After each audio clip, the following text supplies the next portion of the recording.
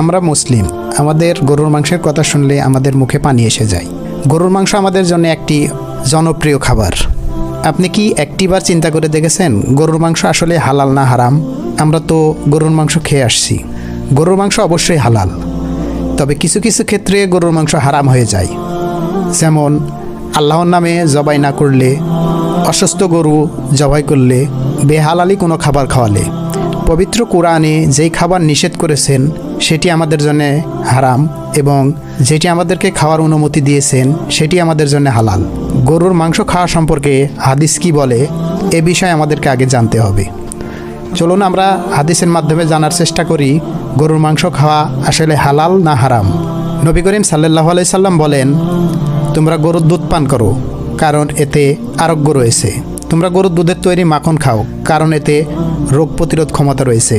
তোমরা গরুর মাংস খাও, কিন্তু অল্প পরিমাণ, কারণ গরুর মাংসতে রয়েছে রোগ। এ থেকে নবী করিম সাল্লাল্লাহু আলাইহি সাল্লাম বোঝাতে চান, তোমরা গরুর দুধ এবং মাখন খাও, কারণ গরুর দুধ ও মাখনে অনেক প্রোটিন রয়েছে, কিন্তু তোমরা গরুর মাংস কম খাও, কারণ গরুর মাংস খাওয়ার কারণে শরীরের রোগ প্রতিরোধ ক্ষমতা কমে যায় এবং শরীরে বিভিন্ন রকম রোগ বাসা বাঁধে। তাই আমরা যখন গরুর মাংস খাবো অবশ্যই কম পরিমাণে খাবো। আমরা গরুর মাংস পেলে আর কোনো কথাই নেই, আমরা পেট ভরে খেয়ে নিই, পানি খাওয়ার মতো জায়গা রাখি না।